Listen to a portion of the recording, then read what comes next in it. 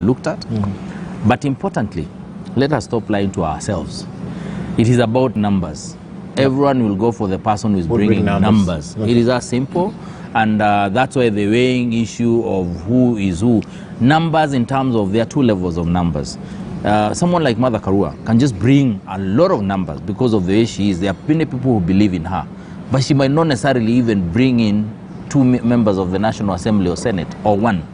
She will come with a lot of numbers in terms of voters, individual voters, but she might not necessarily be able to bring the support, the requisite support in Parliament, which now becomes very tricky for her, because in the event, and you know she's straight up, if she shoots from the hip, if she's unhappy with the arrangement, I don't know what will happen when the president decides we want to get this person out. I think, is she able to build? That's another consideration. Is she able to build a team around herself of members of the National Assembly and Senate, so that she insulates herself against that kind of a possibility, for her to retain the kind of person we know she is? Because I don't think she will shy away from saying what she needs to say, doing what she needs to do.